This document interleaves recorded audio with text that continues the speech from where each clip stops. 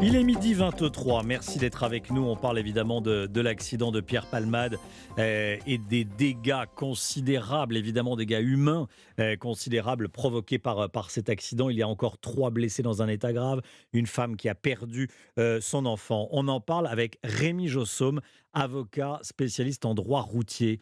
Bonjour Rémi Jossaume, maître Jossaume. Bonjour. Merci d'être en direct avec nous.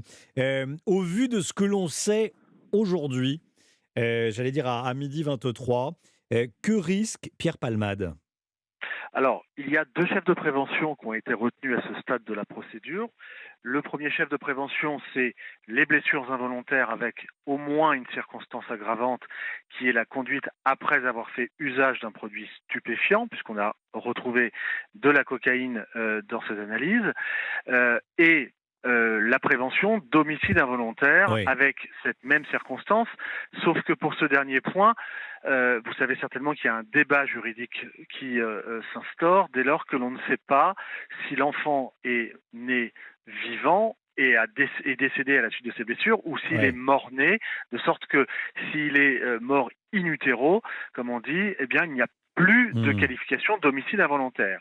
Donc pour répondre très précisément à votre question, eh bien il encourt entre 5 et 7 ans de prison s'il y a une circonstance aggravante. Je crains qu'il y en ait une de plus parce que, a priori, sous réserve bien sûr de l'enquête, Oui. il semblerait que le véhicule roulait très vite. Donc rouler plus vite que la vitesse autorisée, c'est une seconde Mmh. circonstance.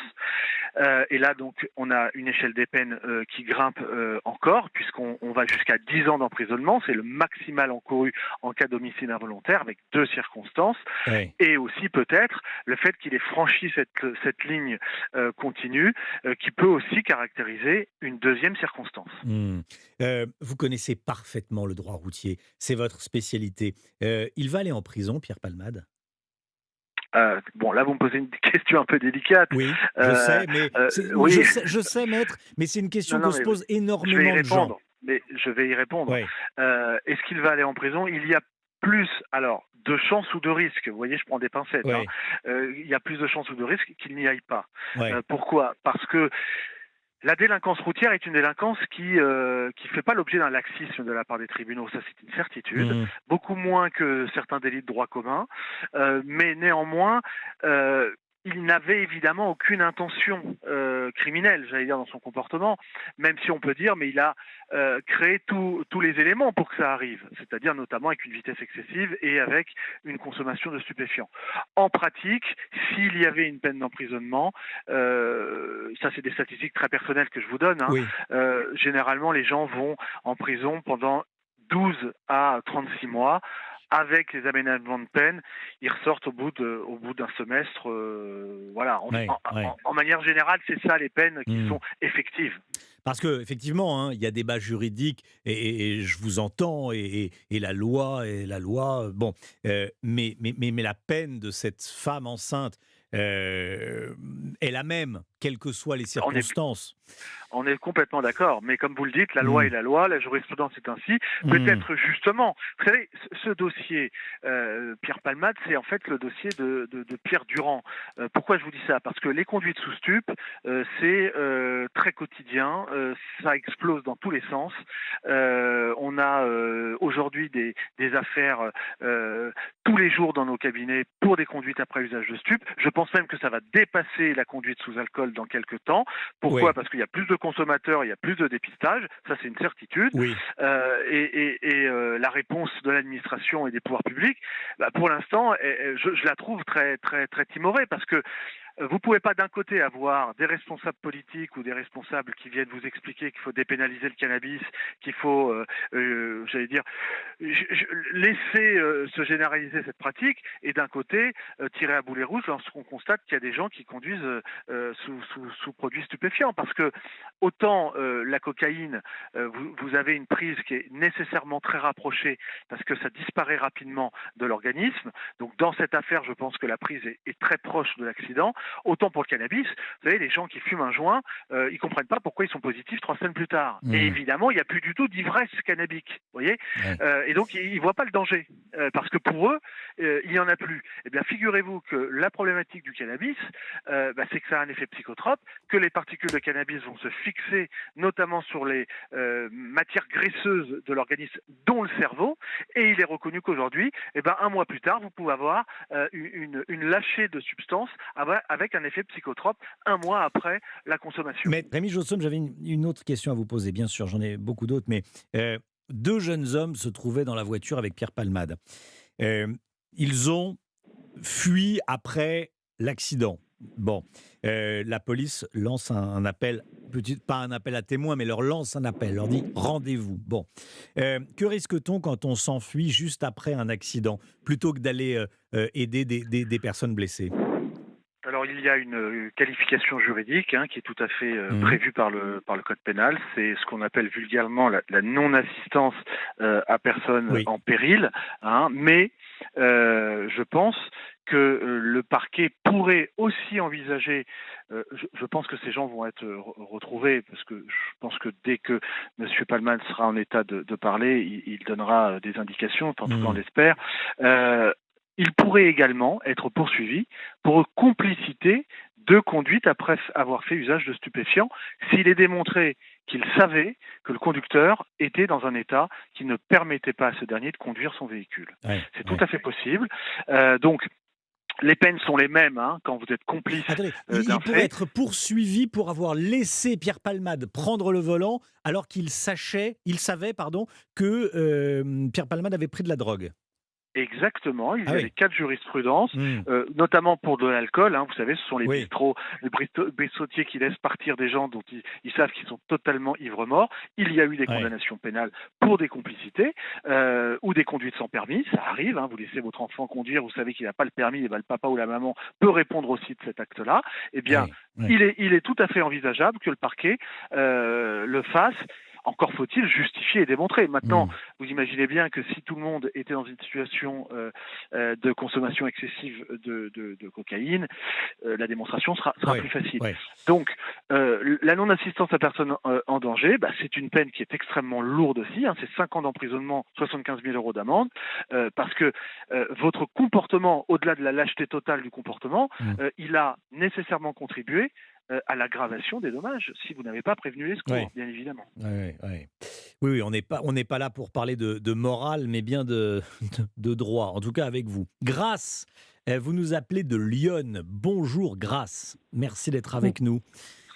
Bonjour. Vous êtes maître d'œuvre, c'est-à-dire dans le bâtiment ? Tout à fait. D'accord, bon. Tout à fait. Vous nous dites, il faut plus de sévérité, être très vigilant.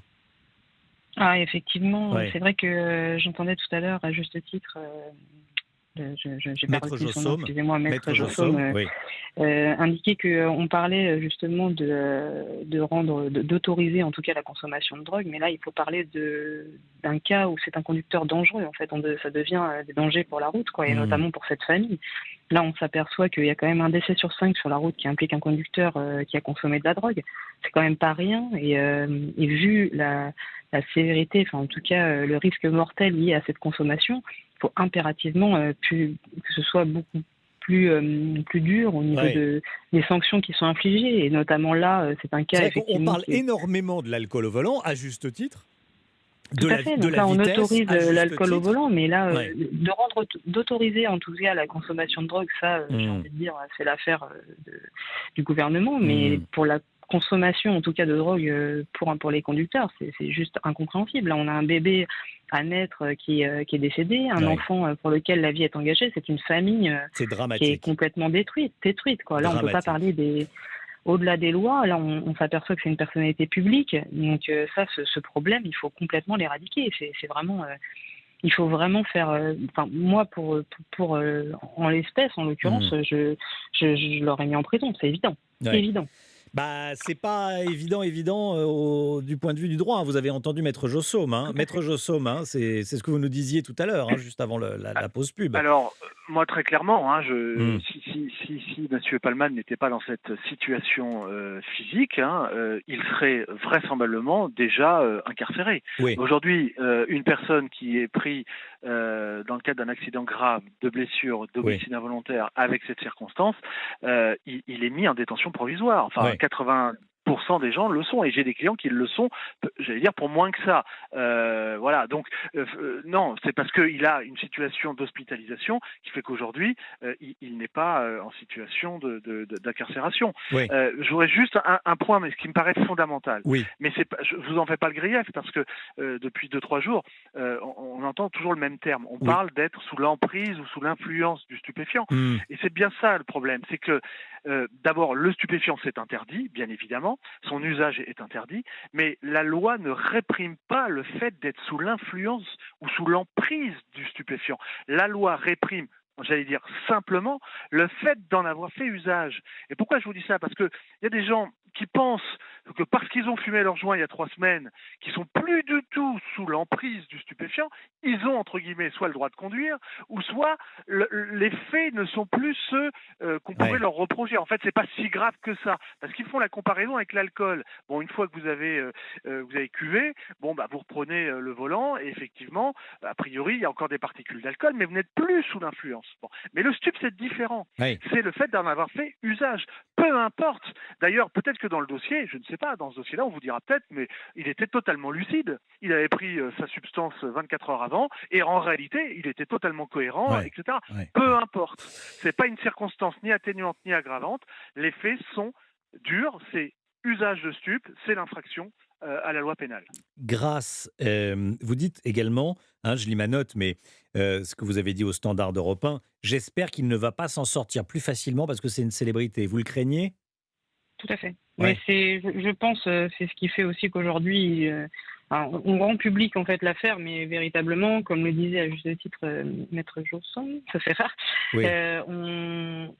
il va avoir des circonstances atténuantes. Et ça, c'est évident, parce qu'il va avoir les moyens aussi de se défendre avec des avocats très bien rodés sur le sujet, et avec l'application d'une loi qui effectivement est contre, s'oppose à l'usage, mais comme il le démontre très, très, c'est assez judicieux, parce que du coup, on va se retrouver avec des circonstances atténuantes, parce qu'on va dire qu'il l'a consommé il y a 48 heures, mais bon, il y a quand même Ouais. un excès de vitesse, il y a un Ouais. dépassement Ouais. au-delà du fait, même s'il était conscient, il y a eu de toute façon un comportement routier qui était très dangereux.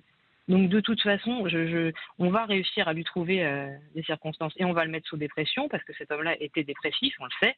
On Oui, connaît vous craignez en son gros personnage. qu'on le Mais bien transforme sûr, en victime alors qu'il n'est pas victime, bien sûr, bien si sûr. je vous suis. Bon, écoutez, de toute façon, on va bien sûr suivre ça. J'ai pas besoin de le dire pour que vous le sachiez et l'imaginiez. On va bien sûr suivre cette information, cette enquête avec toute la rédaction d'Europe 1. Merci beaucoup, Maître Jossaume. Merci à vous, Grâce, également de nous avoir appelé de Lyon.